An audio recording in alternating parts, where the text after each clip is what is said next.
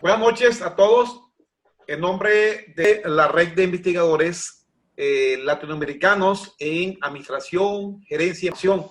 Entonces, de manera general, nos interesaría conocer algunos aspectos tales como, de acuerdo a nuestra percepción, nuestro punto de vista, en relación a las medidas viables para atenuar la crítica actividad empresarial, que es bien compleja. Ya lo adelantó allí el doctor Ortigosa, y que hemos venido también nosotros discutiendo hasta cierto punto de vista hasta la fecha en este mismo espacio, y que tiene que ver con este repunte que visualizamos en el último mes, donde la idea sería de qué medida pudiéramos descifrar ese dilema que se presenta entre apertura económica y la salud, que son dos eventos bien interesantes y bien serios. Y lo que habíamos hablado en otra oportunidad, cuando confrontábamos el dilema de, por un lado, contraer la enfermedad y con todos los riesgos que existe, y el otro aspecto es para un sector, vamos a decir, porcentaje significativo, pasar penuria, incluso sectores donde pueden pasar hasta hambre.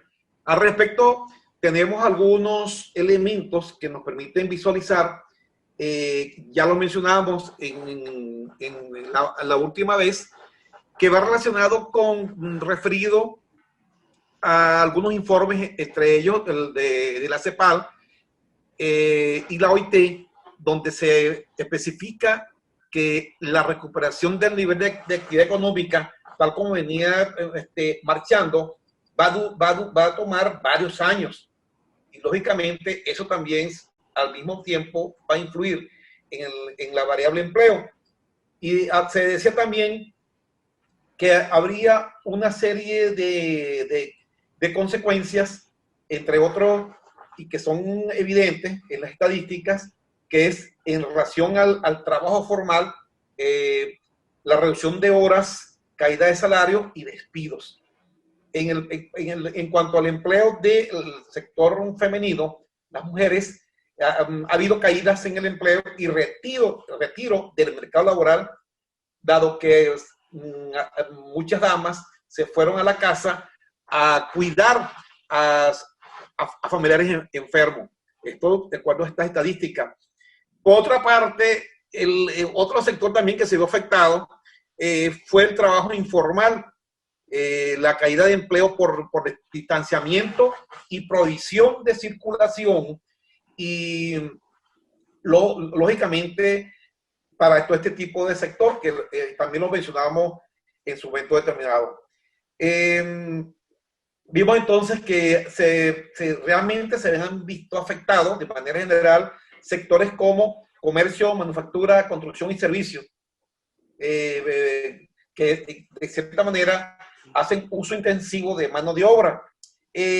Por otra parte, las personas que estaban recién empleando, es decir, los jóvenes entre 15 y 24 años, lógicamente hay riesgo de inactividad prolongada.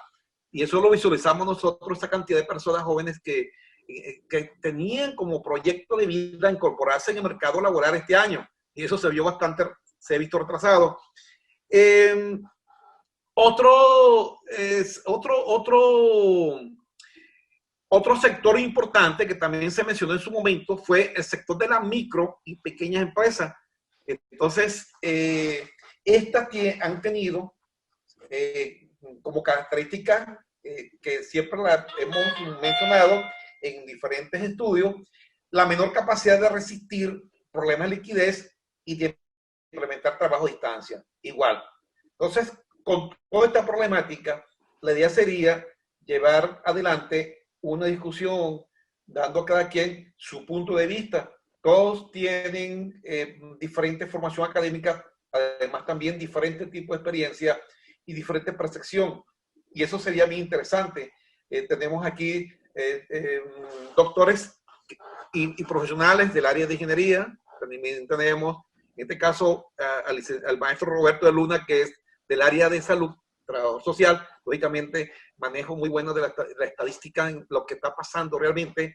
Tenemos al maestro Santos, que ha sido gerente de manera continua, recurrente en empresas industriales, igual que el doctor, los doctores Marín y Ortigosa, igualmente, además también son académicos, y tenemos la doctora, la maestra Diana Ortiz, que se ha venido desempeñando como consultora y también tiene su conocimiento del día a día y su visión de lo que está ocurriendo. Y tenemos por otra parte a dos politólogos acá, que bien interesante su opinión, completamente diferente a todo lo que podamos pensar nosotros, también nos dan su aporte, y alguien que tiene varios años trabajando con esto a modo de investigación, que nos honra esta noche, como también nos están honrando todos los demás invitados, que es la doctora Evelyn Martínez, que su tesis doctoral y sus investigaciones de muchos años ha sido acerca del sector informal de la economía, igualmente que de lo que llamamos nosotros estudios de la pobreza, que son tan importantes y es donde han incidido todos estos estudios de la CEPAL y OIT, porque es importante, si antes habían pobres, ahora va a haber más pobres aún, y eso no es bueno para nuestros países. Lo que nuestros países avanzaron muchos años, rápidamente todo esto retrocedió, y para nosotros es una bastante una obligación nuestra como profesores, nuestra responsabilidad social universitaria de llevar adelante una serie de discusiones que puedan haber a mediano plazo algunas propuestas viables a través de las instituciones en las cuales prestamos los servicios. Tenemos aquí, por ejemplo, que hay una característica de la dinámica laboral en la región latinoamericana. Vemos nosotros aquí una cantidad de aspectos que ya los mencioné, donde vemos todo lo que los estratos que están siendo afectados y que de ello puede venir una excelente discusión. Todos, a continuar, me gustaría saber quién quiere iniciar su opinión. Bueno, primeramente, muchas gracias nuevamente al doctor Mujica y a este ilustre equipo de trabajo que están conformada en la red. Yo realmente estoy sorprendida y a la vez agradecida por esta gentileza que me permiten para exponer, digamos ahorita pienso que esta puede ser una buena iniciativa, como una tormenta de ideas en función a algo que nos está impactando de una manera demasiado brusca. Yo digo que es un estado totalmente inesperado, nos está marcando la vida, la forma de vivir, y es una nueva manera de vivir introduciendo un elemento que es la pandemia. Y que, como explicaste muy bien, Miguel, tiene incidencias en lo económico, en lo político, en lo social y en lo cultural. Porque es más como ese gran dilema de cómo podemos funcionar desde la casa para una serie de actividades, pero a su vez con una recesión económica que de alguna manera se nos está presentando con un alto impacto en todo lo que tiene que ver las relaciones del trabajo. Y yo diría, en donde yo puedo hacer mi aporte, lo consideraría fundamentalmente en aquella deuda pendiente de la agenda de los países de la región. Nosotros tenemos una agenda pendiente que es el problema de la acumulación de capital, la distribución de la riqueza, de vieja data, esto no es nuevo, economías que se les hacen como muy difícil incorporarse a la modernidad de lo que se estaba hablando en la economía, y el gran dilema, por supuesto, de generar riqueza. Apartando un poco, por supuesto, ese elemento ideológico, porque hay muchos estudiosos como De Soto que nos habla de que la región, si algo ha perdido en el tiempo, ha sido dar respuesta al problema de la dinámica social y económica, porque sus estructuras son están de alguna manera todavía imbuidas en el modelo mercantilista. Es decir, que estamos muy rezagados en función a lo que podemos nosotros considerar que puede ser un crecimiento sostenido.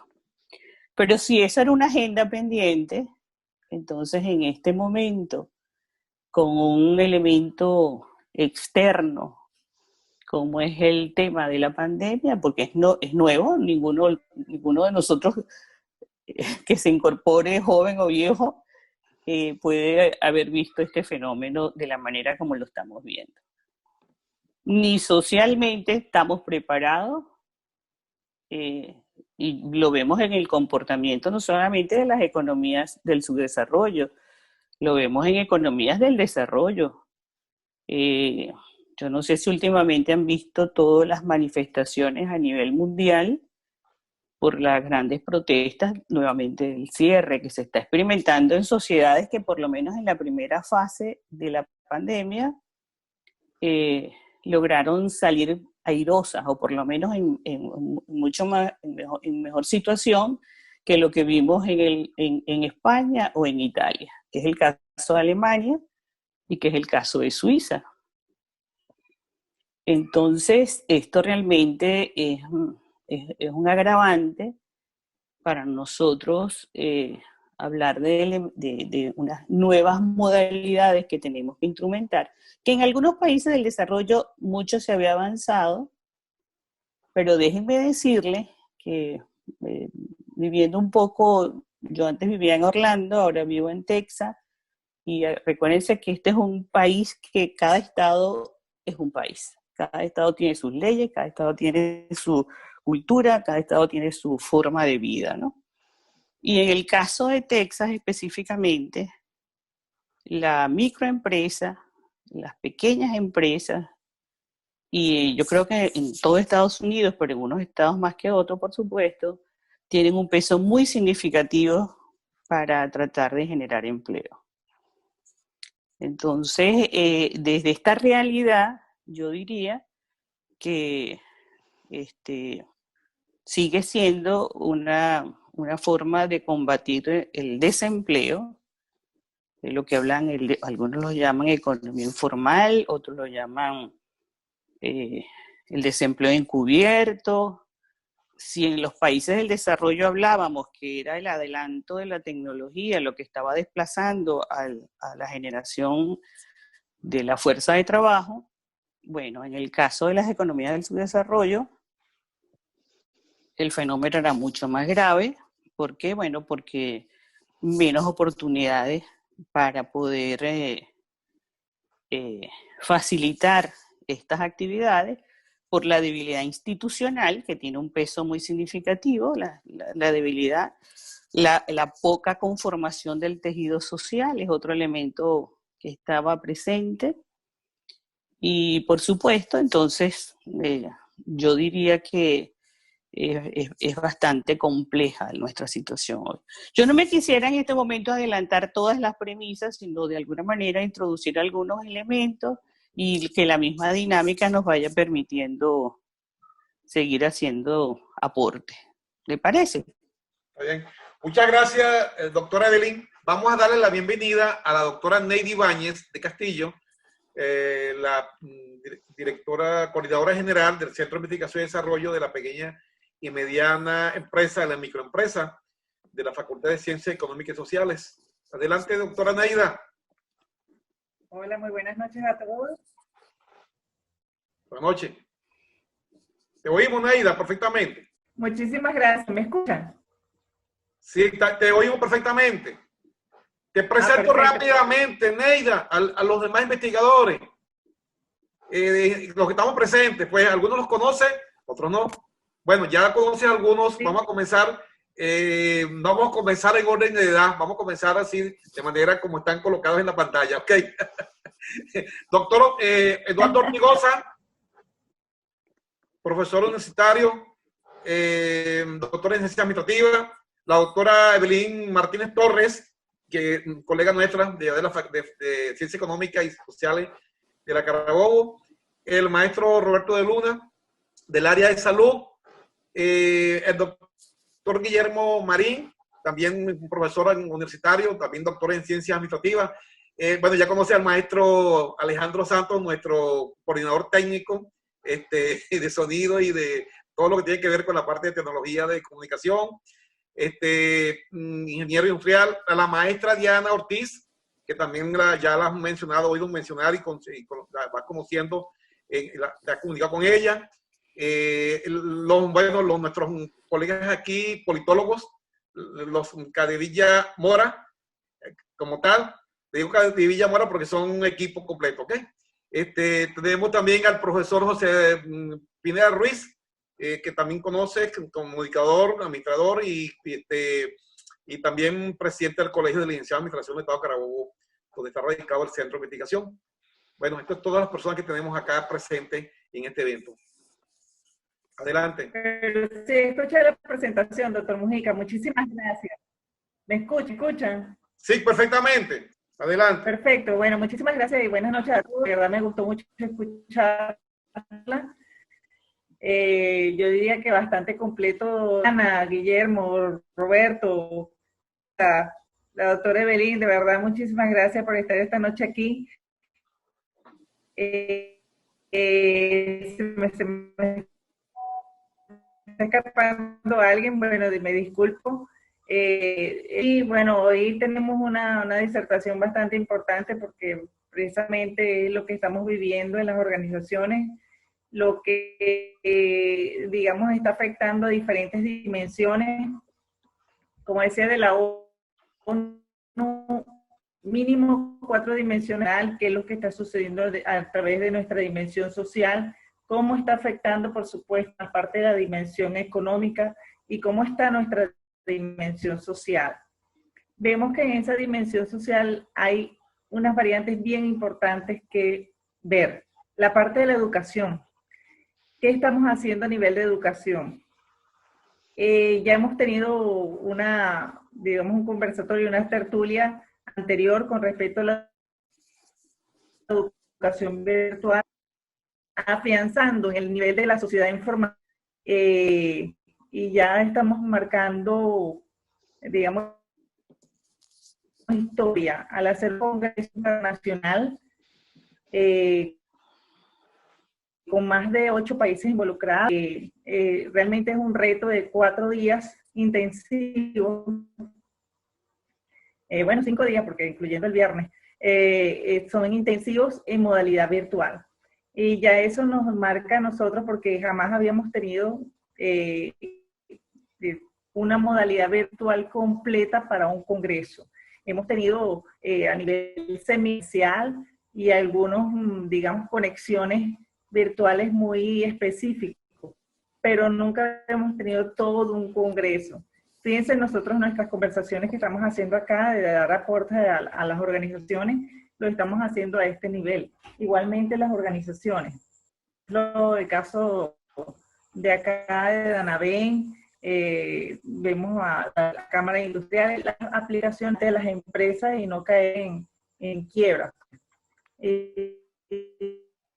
De empresas que se crean salir del mercado en este año se pueda disminuir.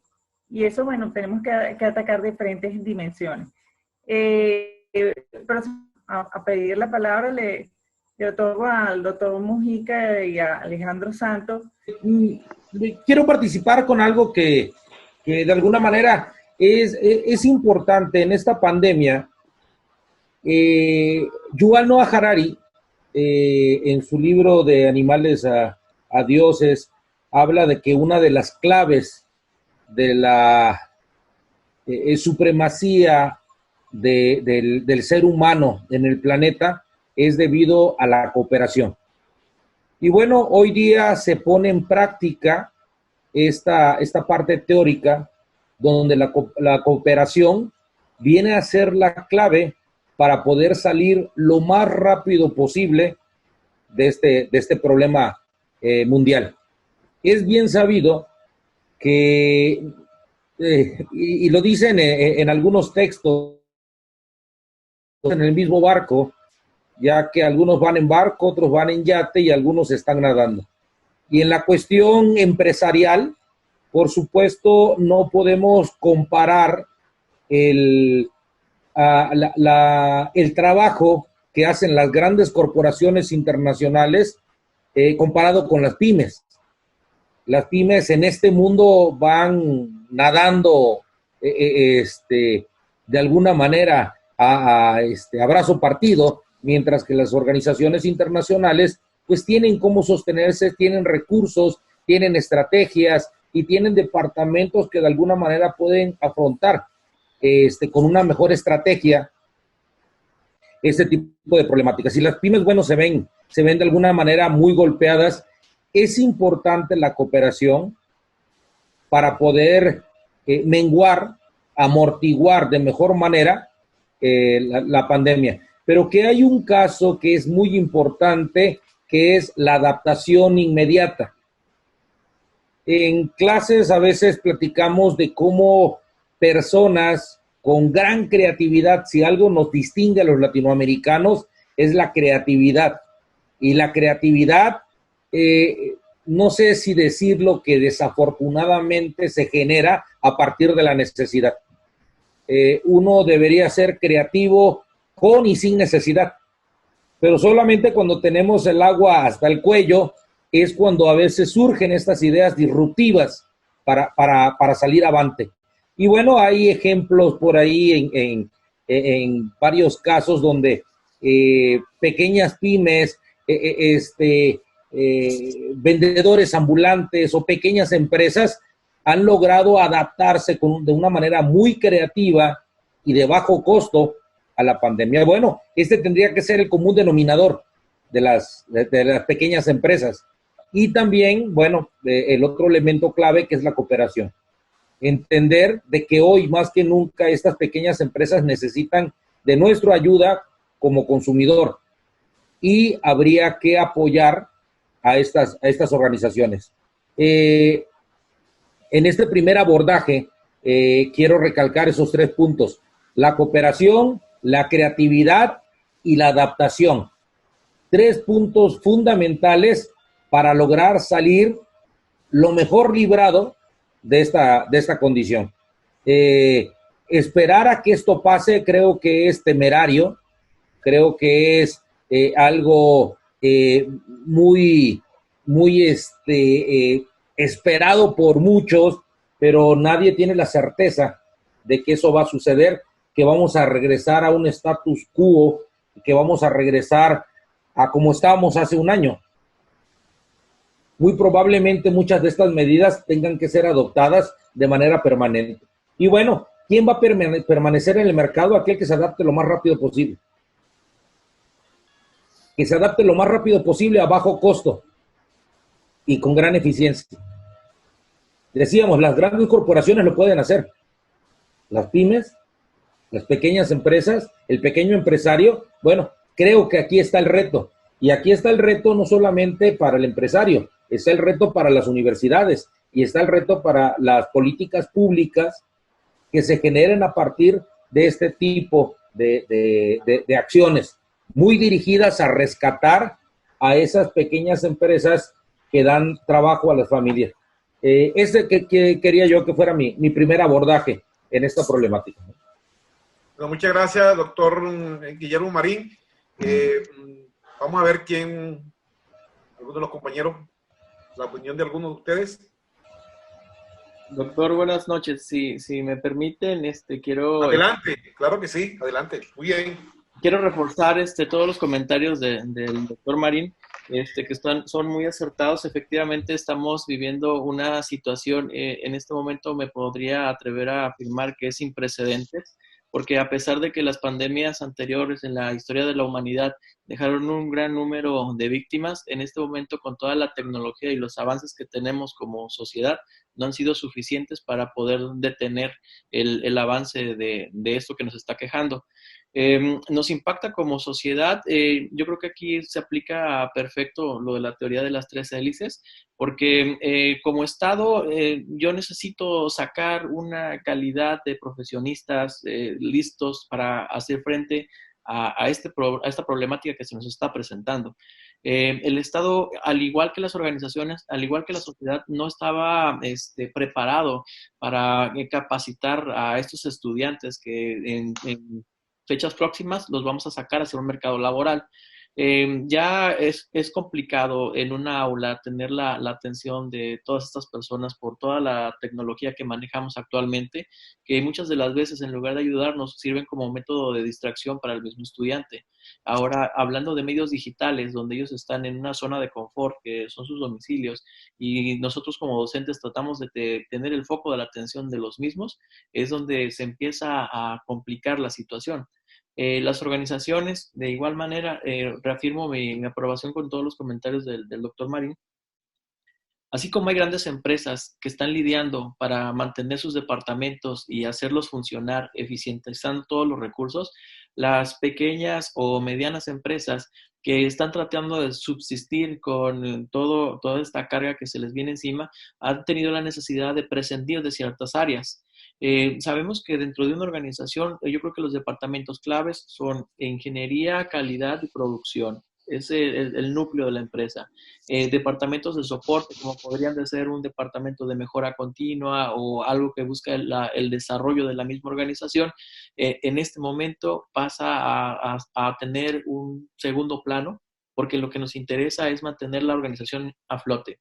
En alguna cita llegué a leer que Lean Manufacturing no es para todos, porque cuando es una mediana empresa requiere inversión y el retorno de la inversión puede tardar en llegar. Y en este momento, destinar una inversión y que no se vea reflejada es prácticamente ponernos contra la pared. Solamente eso quería comentar. Les doy la palabra a alguien más si quiere participar. Bueno, nos gustaría oír la opinión del doctor Ortigosa. Bien, muchas gracias. Yo creo que a nivel macro, las tres variables que detectó el doctor Marín son obligatorias. El gran tema ahorita es cómo hacerlo a nivel micro, cómo vamos a aterrizar estas cuestiones y convertirlo en acciones estratégicas para poder sacar a las diferentes empresas. Hace rato se comentaba que el tema era de los jóvenes que no iban a conseguir trabajo.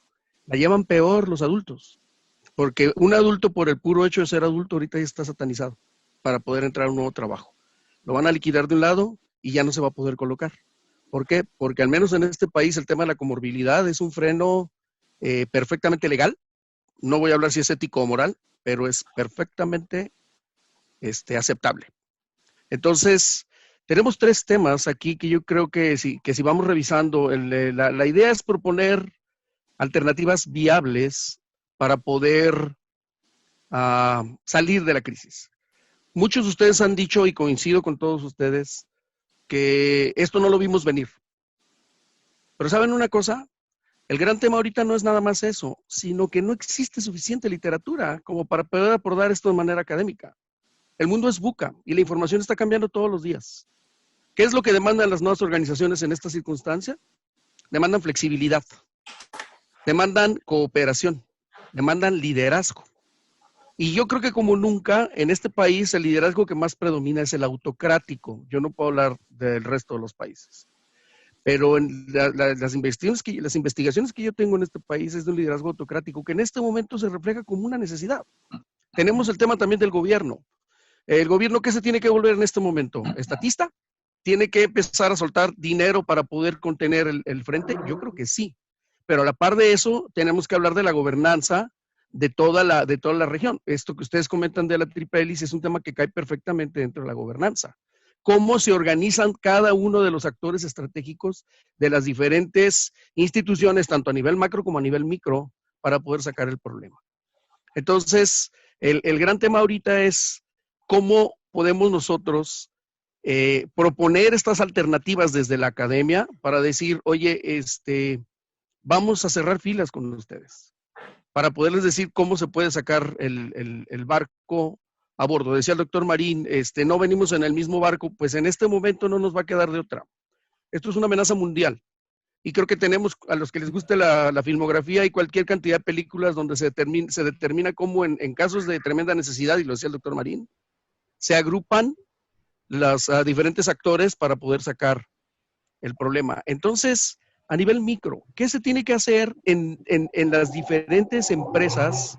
Y dependiendo de su característica, aplicar estrategias diferentes. No es lo mismo la estrategia que se va a aplicar a una industria pyme que a una industria, a un corporativo, ya sea nacional o sea internacional. ¿Qué hace falta como nunca? Coincido con el doctor. Yo quisiera agregar las variables trabajo en equipo y liderazgo, porque esas inciden directamente en cada una de las empresas. Creo que por ahí habría que empezar. Revisar cuáles son las condiciones, las circunstancias que cada empresa de manera particular tiene y reaccionar acorde a ellas. Dicho de otra manera, ahorita no hay receta única. El mundo es VUCA y nos sacudió de una manera espectacular este tema que nadie vio venir. Entonces, ¿desde dónde se debe cerrar filas? A través de un esquema de gobernanza, de una estructura de gobernanza sana, pero al mismo tiempo, desde una perspectiva, quisiera yo decir, particular, o si lo quieren ver de manera muy académica e inductivista, para saber cómo sacar el problema de cada respectivo negocio. Listo. Bueno, muchas gracias, doctor Ortigosa.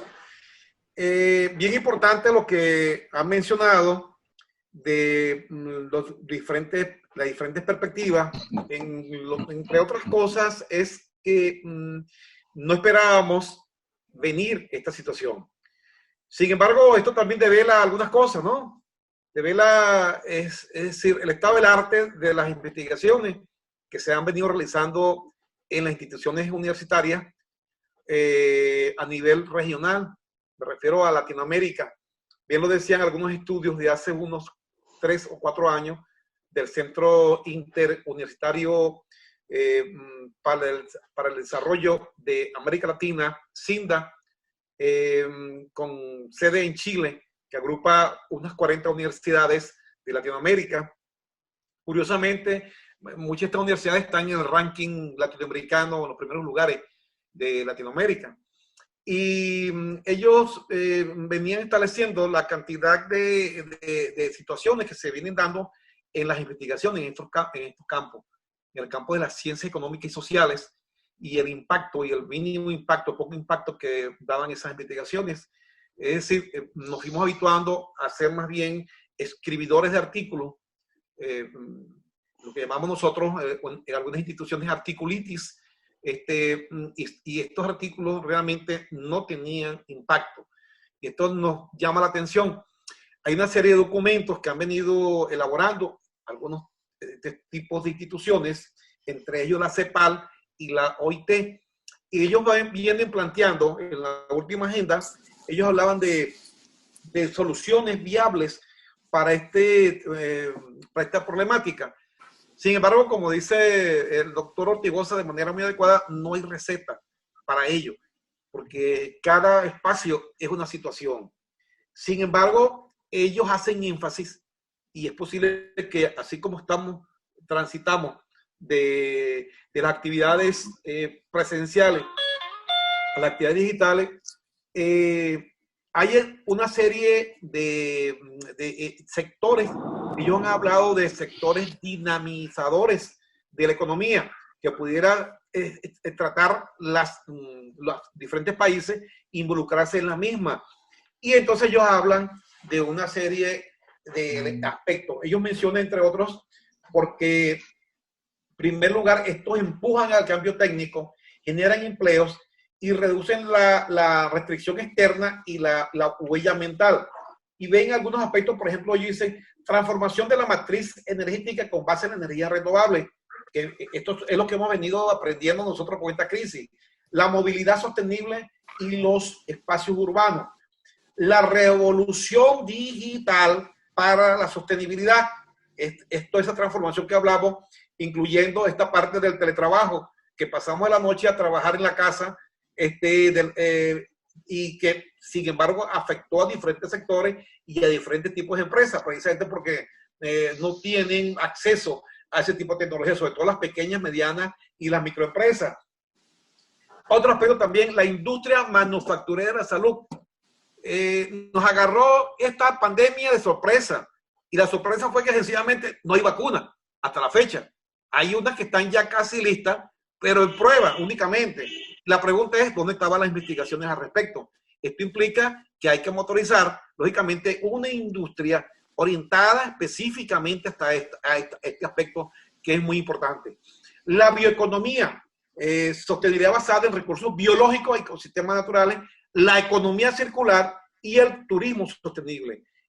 Entonces vemos una serie de aspectos que van a impactar al mundo, a los sistemas educativos, porque más que nunca las instituciones van a tener que hacerse una revisión. Es decir, el perfil de profesional que estamos formando y en qué medida ese nuevo egresado, el perfil de ese nuevo egresado va a coincidir con esa nueva normalidad económica que vemos que se está asomando o que ya se asomó y en la cual estamos participando activamente. Vamos a oír los comentarios del doctor Hilarión Vega desde su perspectiva del entorno, el contexto ecuatoriano, cómo lo están observando ellos allá. Sí, hola, buenas noches, un saludo para todos. Muy agradecido por invitarme y pertenecer a este grupo que se ve que es de muy alto nivel y así como trata de aportar, también es de aprender un poco de ustedes por las experiencias propias de sus entornos. Y aquí tenemos un gran maestro, por lo menos tuve la oportunidad de recibir clases con el doctor Mujica y mi amiga Belín, que está por allí. Un gran saludo afectuoso a mis compatriotas y creo que también hay otros compañeros que también son de Venezuela. Sí, yo quiero rescatar un poquito lo que dice el último doctor, que aquí tiene su nombre que dice Norman. Disculpe, doctor, que no le conozco su apellido. Pero dice Norma. El doctor Eduardo Ortigosa. Doctor Eduardo sí. Ortigosa. Sí, Gracias, yo creo que si la universidad no tiene el protagonismo, o la academia no tiene el protagonismo, que de alguna manera creo que el doctor dejó entrever, es muy poco lo que de alguna manera se pudiera incluso hasta brindar, digámoslo así de esta manera, en favor de toda esta problemática. Las empresas acá en el Ecuador asumieron un rol, si se quiere, de autodefensa. Despidieron a mucha gente, muchas personas no pudieron volver a sus trabajos, muchas empresas pequeñas y medianas cerraron sus puertas momentáneamente, otras realmente no han podido abrir y realmente la situación es un poco complicada, ¿no?, para muchos. Las únicas, vamos a llamarlo así, empresas que se han mantenido activas son las grandes corporaciones. Las universidades privadas han tenido todavía algunos inconvenientes. Y si hablamos del contexto ecuatoriano, lamentándolo mucho, la universidad no es protagonista. La universidad no tiene esas posibilidades de esa gobernanza que que plantea el doctor, donde exista ese triunvirato, Estado, empresa, universidad o academia, que realmente haga una revisión exhaustiva y ver qué aporta cada una de estas vertientes o cada uno de estas puntas de lanza, vamos a llamarlo así. Y hemos hecho un esfuerzo, por lo menos desde la Pontificia Universidad Católica del Ecuador, tratando de mantener ese acercamiento con el propio Estado y con la misma empresa, pero desde mi punto de vista particular, en este país la universidad simplemente es una generadora de empleados, de graduados, y que de alguna manera también intenta, por supuesto, de manera muy particular, muchas de nuestros estudiantes, generar iniciativa, pero estas iniciativas más son por necesidades que por oportunidad. Piensan de manera inmediatista. Y Ecuador, si ustedes revisan los datos, algunos datos, simplemente hay mucho emprendimiento, hay muchos emprendedores, pero la mayoría no llega a los 2, 3 años. Entonces, ¿por qué? Porque no hay formación, no hay preparación, no hay apoyo. Las empresas grandes se devoran al pequeño. Se habla de un Estado socialista, de una situación socialista, etcétera. Sin embargo, es netamente capitalista. O sea, el comportamiento del ciudadano es muy capitalista. Es decir, entonces hay como una especie de mezcolanza que de alguna manera, evidentemente, que los académicos nos sentimos así como que no tomados en cuenta muchas veces, ¿no?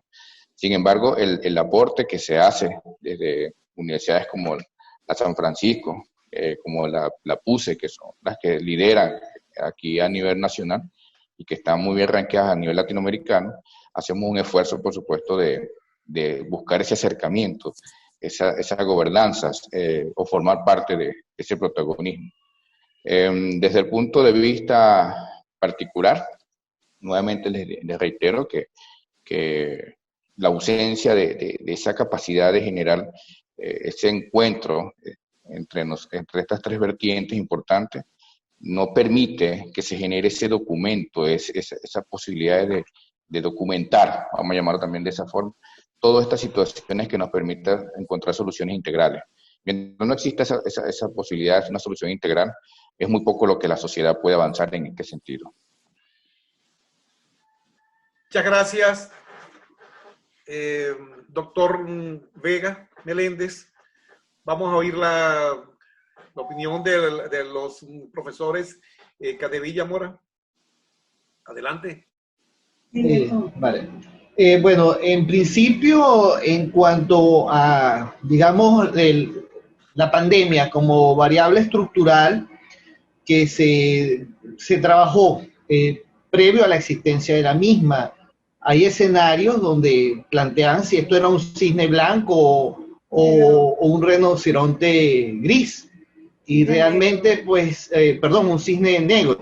Sí, adelante. Vale. Bueno, si esto era un cisne negro o un rinoceronte gris, habían perspectivas que apuntaban realmente como variable estratégica en un escenario de ocurrencia y no se tomaron, digamos, con seriedad esas perspectivas que desde centros académicos en el mundo y particularmente en el Reino Unido hablaban y alertaban sobre esto. Esta es una realidad, la realidad de pandemia desde el punto de vista estratégico y de seguridad para los estados y para las naciones del mundo, es una realidad que se va a mantener en los próximos años, no solo la pandemia de la COVID, sino también otras pandemias que están en puerta y que llegaron como una realidad propia del proceso de globalización y que de alguna manera además hay una variable estratégica, un elemento X acá que digamos habría que atender en otro momento de por qué estas realidades llegaron para quedarse en el mundo. Ahora bien, desde el punto de vista de qué hacer, qué puede el Estado hacer, y nosotros hemos discutido mucho desde nuestra perspectiva como politólogos, ¿qué puede hacer el Estado? El Estado inicialmente y a nivel de América Latina resultó tan impresionado como cualquiera de nosotros en esta situación. Y realmente la primera medida fue pues cerrarse. Muchos estados optaron por cerrarse. Y eso fue, digamos, la conducta asumida. Luego, posteriormente, hubo otros estados que contracorriente apuntaron, gobiernos contracorriente que apuntaron a mantener de alguna manera las actividades económicas. Exactamente, y apuntaron a lo que se llamó pues la inmunidad del rebaño. Más allá de las consideraciones políticas y las consecuencias políticas que eso ha tenido, en realidad lo que se plantea es precisamente una gestión de crisis. Hay que gestionar la crisis, hay que buscar alternativas, hay que confiar efectivamente en la capacidad de, digamos, de resiliencia, pero también de, digamos, de fortalecer el tejido social, el tejido relacional, y también el papel del Estado como un actor más dentro de dentro de estos, digamos, triada que sería empresa, trabajador, Estado, centros de investigación. Bueno, más que una triada, hay muchos otros elementos o instancias a los cuales pudiéramos llamar acá. Y lo fundamental es no perder la capacidad de adaptación, de innovación, de articulación, confiar en, digamos, en las iniciativas, por más, digamos, humildes o reducidas que sean, siempre hay un aporte. Por ejemplo, destaca los países asiáticos. Los países asiáticos, de alguna manera, han logrado sortear con mejor éxito la pandemia, primero por sus capacidades, digamos, desde el punto de vista de como sociedades, de ser mucho más comunitarias. ¿Okay? Y adicionalmente, los mismos sectores tecnológicos, ellos han descubierto, digamos, sectores clave que fueron utilizados o articulados como dinamizadores, y en el caso de Japón ha logrado tener un crecimiento del 5%, igual otras economías asiáticas. Entonces, de lo que se trata es precisamente de redefinir los elementos, digamos, estratégicos y abrirnos sin temor a esta realidad que llegó para quedarse y que continuará de esta manera. No sé si... Y se trata de eso, porque los países asiáticos conocen más es diferente a América Latina y particularmente toda América. Nosotros no tenemos la costumbre del distanciamiento social y nos ha costado hacer frente a eso. Ese es uno de los mayores problemas que hemos tenido. Cómo hacer frente al distanciamiento social y cómo evitar que las situaciones que nos asombran nos impacten de tal manera que nos inhabiliten. No sucede así en los países asiáticos, puesto que ellos tienen muy fuerte el proceso de distanciamiento social. El doctor Mujica puede decir lo mismo de Alemania, de los países nórdicos.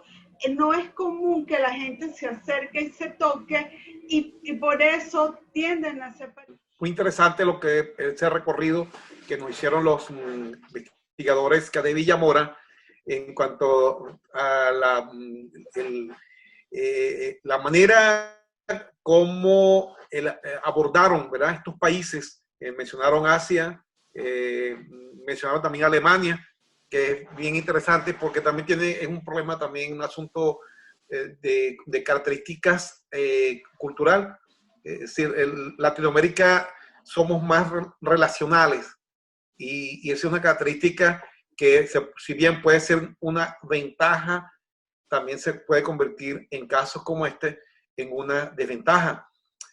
Para los efectos de la pandemia, lógicamente, se convirtió para nosotros en una gran desventaja. Además, también el modo como hemos asumido lo concerniente a las normativas para preservar, entre otras cosas, la llamada sana distancia. Somos relacionales, y una de las cosas que más nos caracteriza es el acercamiento, el apretón, el abrazo, el beso en la mejilla como forma de amistad. Y esas son las cuestiones que nos diferencian posiblemente de otras culturas. Sigan adelante. Amaire. Sí, exactamente. Perfectamente como usted lo decía, es relacional. Pero eso también nos sirve para poder generar capital social que permite la articulación, y ahí es donde juega, es importante lo aportado por el doctor Marín, cuando nos señala que la capacidad de innovación en términos politológicos se conoce como el pensamiento paralelo, tener la capacidad de generar pensamiento paralelo, de nuevas opciones de respuesta, de responder sobre la marcha.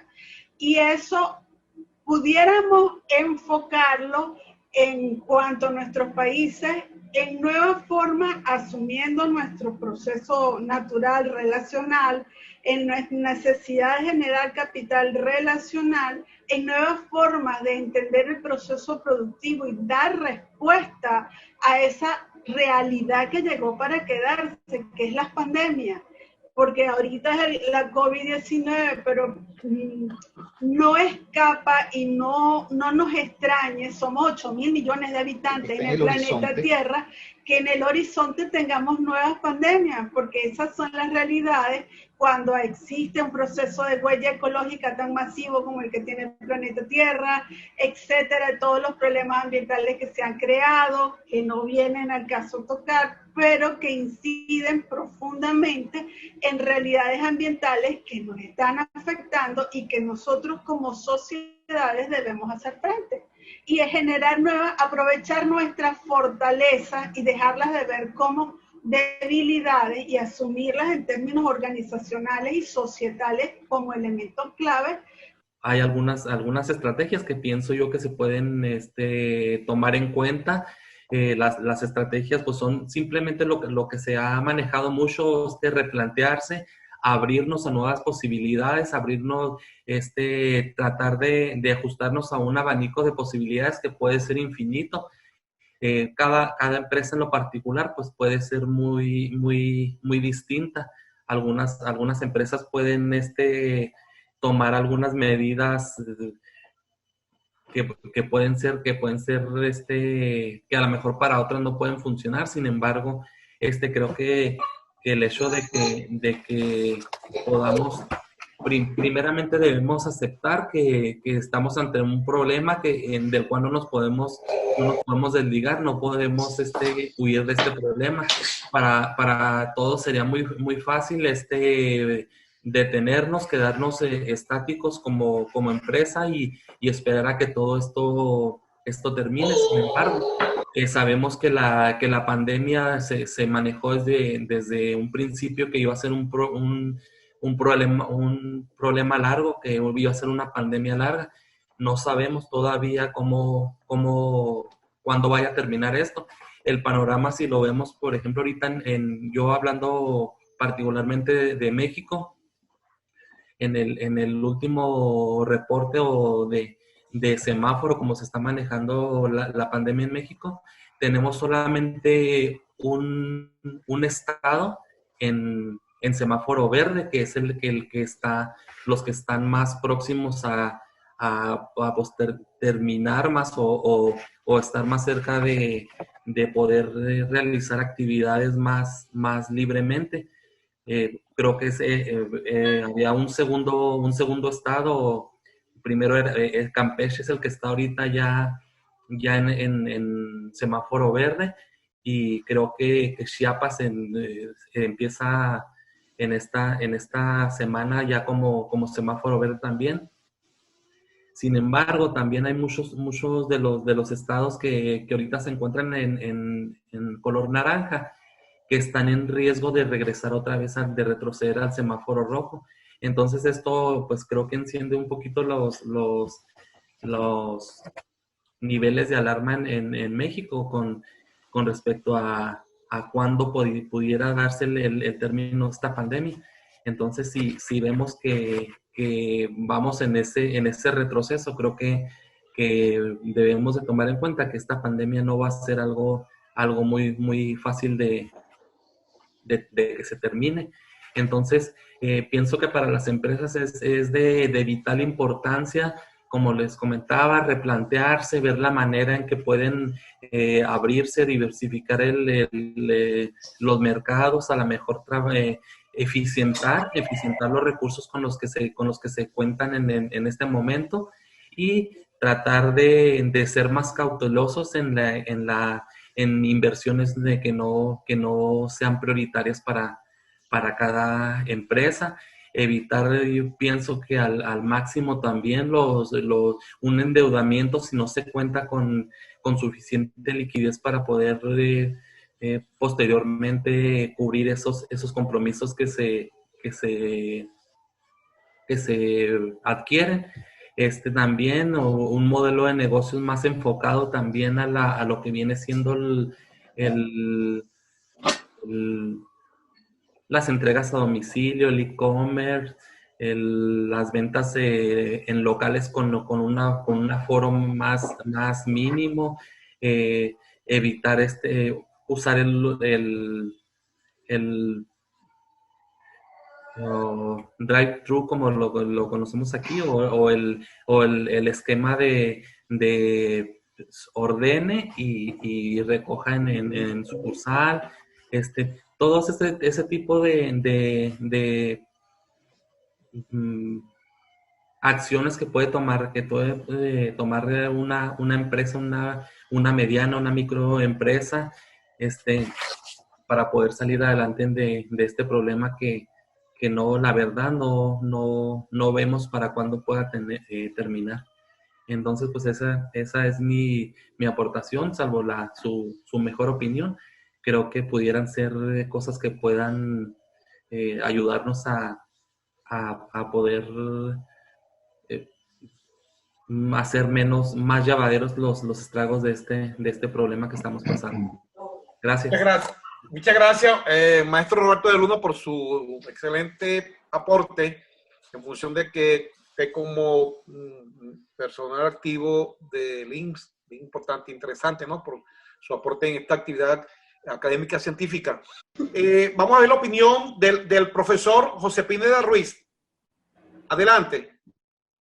Bueno, profesor, retomando el aspecto que usted muy bien, conjuntamente con todos los integrantes de esta red latinoamericana de investigadores, hemos podido observar, pues, de que existen unos hallazgos y el propósito que podemos tener en esta situación de pandemia.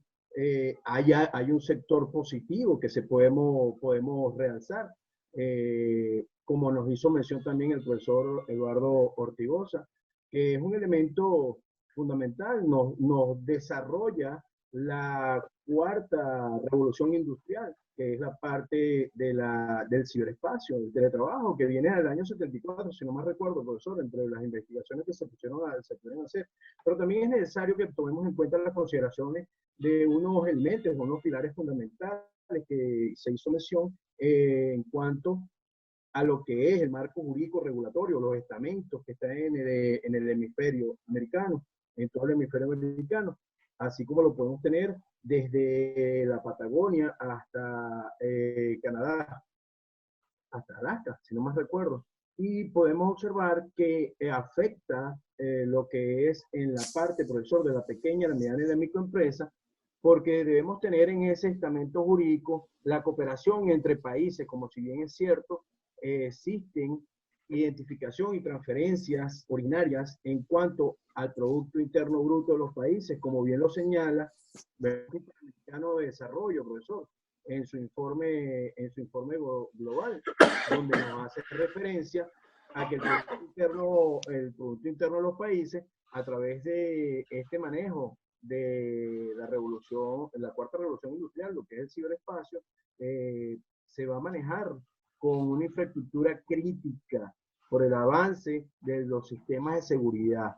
Y que, si bien es cierto, lo hemos manejado también en los distintos, tenemos el gusto de tenerlo a usted como miembro honorario de nuestro colegio, así como el doctor Hilarión Vega, colega también, agremiado de nuestro colegio, nos han permitido, con las distintas investigaciones que han realizado, fortalecer, pues, lo que se ha ejecutado en las distintas universidades, tanto aquí en Venezuela como allá en México, como en el Ecuador.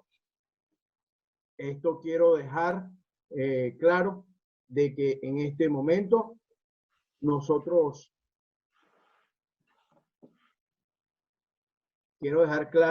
mantenemos y sostenemos, profesor, como gremio, que somos el punto de equilibrio entre Estado, empresa y universidad. Nosotros somos los que buscamos la manera de mantener en contexto la relación real. Tenemos que tomar en cuenta, profesor, de que existe en nuestro país un sistema muy, muy difícil de contener en cuanto al manejo de la economía, como bien nos lo expresó la profesora Neida y, por favor, la profesora Evelyn, que nos hizo también una reflexión muy importante el manejo de la economía. Aquí en Venezuela tenemos que realizar unos planes de acción con provisiones en el marco administrativo financiero y previsiones en el ámbito organizacional, en el manejo de la toma de seguridad económica, ya que nosotros en la mañana tenemos un precio del bolívar o un precio del dólar y a la tarde tenemos otro precio. Puede imaginarse cómo tenemos que manejar nosotros nuestras planificaciones. Tenemos que hacer planes estratégicos a cortísimo plazo, que influye, determina, ustedes no se imaginan el nivel que estamos manejando aquí en Venezuela. Sin embargo, gracias a los estudios como ustedes nos han inculcado, profesor, como nos ha inculcado también los señores Capdevila, nuestros compañeros Capdevila de acá en Venezuela, el profesor León B, todos los estudios que hemos realizado, a buscar darle aplicabilidad, como nos hizo mención también el profesor Roberto Luna, que tenemos que darle aplicabilidad a las investigaciones que venimos realizando. Profesor, quería tomar en unos minutos, discúlpenme que me haya extendido un poquito, pero quería tomar un poquito este aspecto que es muy necesario, que debamos incluir un poco las actividades que venimos realizando acá en Venezuela en cuanto a la seguridad en los distintos ámbitos: seguridad educativa, seguridad de salud, seguridad económica, seguridad de la confiscación de los bienes de las pequeñas y medianas empresas, seguridad jurídica. Son los distintos hallazgos que podemos ir realizando y desarrollando de manera acelerada y estable en esta nueva realidad que estamos viviendo. Profesor, mi respeto a todos. Una feliz noche acá en Valencia, Venezuela, ya casi a las 11 de la noche. Bueno, muchísimas gracias, profesor Pineda, por su excelente aporte. Muchísimas gracias. Vamos a ir ya cerrando la actividad. De verdad que hemos rebasado el tiempo y que hemos visto, ¿verdad?, todos esos aportes tan enriquecedores esta noche de diferentes puntos se puede decir de Latinoamérica o de América en sí, porque también tenemos aquí de Estados Unidos y hemos visto puntos de vista diferentes. Como yo siempre digo, todos tienen diferentes perspectivas, y con todas las perspectivas que tienen ustedes han enriquecido todo lo que desarrollamos esta noche. Hay un punto ahí que es bien interesante, que era cuando mencionaron allí lo concerniente a la triple hélice. Se hace bastante vigente en este momento el avance hacia la quinta o quíntuple hélice, donde además de lo concerniente al aspecto político, que es el concebido por los gobiernos locales, regionales y federales, lo vemos desde el punto de vista general, políticos, que son los que toman las decisiones en los espacios, en los estados como tal, a los diferentes niveles.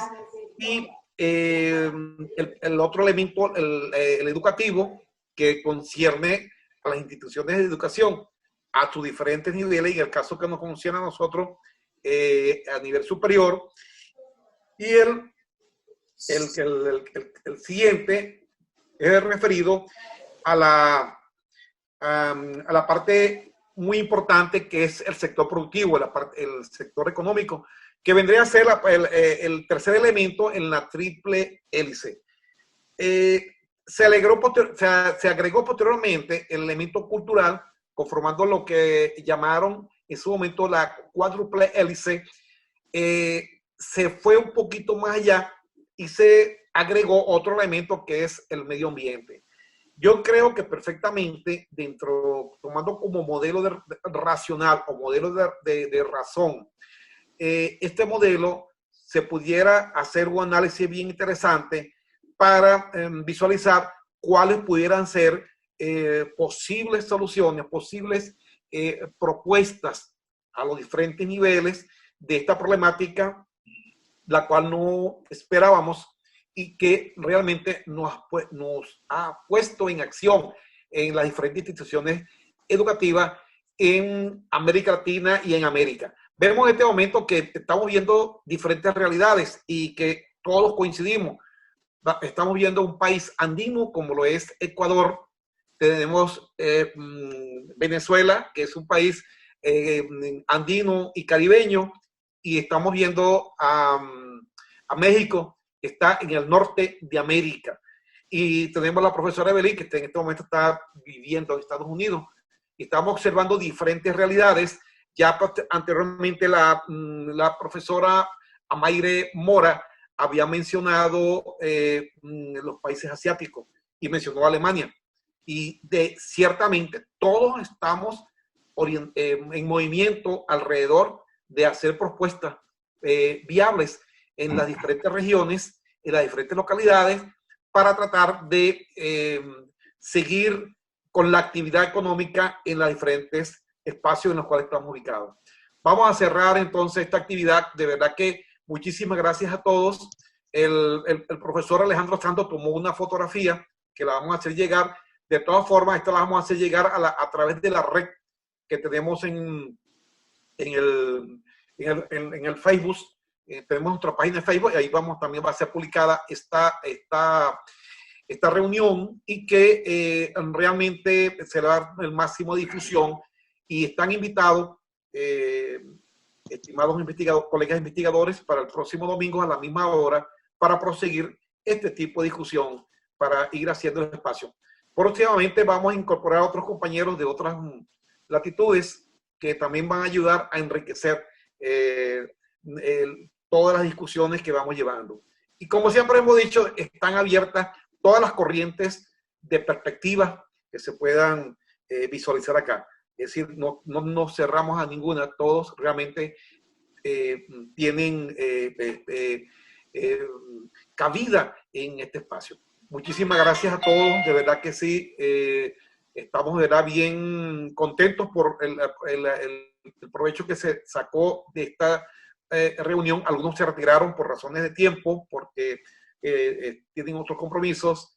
Otros faltaron hoy, faltó el profesor Sisto de Perú, tuvo una complicación en último momento, igualmente que el doctor Andrés Mujica, igualmente también se complicó en último momento con una actividad propia de su trabajo. Entonces, de verdad que muchísimas gracias a todos, muchísimas gracias al doctor Ortigosi, bienvenido de verdad a este espacio, a la doctora Evelyn Martínez Torres, muchísimas gracias, doctora Evelyn, de verdad que sí, y bueno, usted también es bienvenida una vez más a nuestros espacios, al doctor,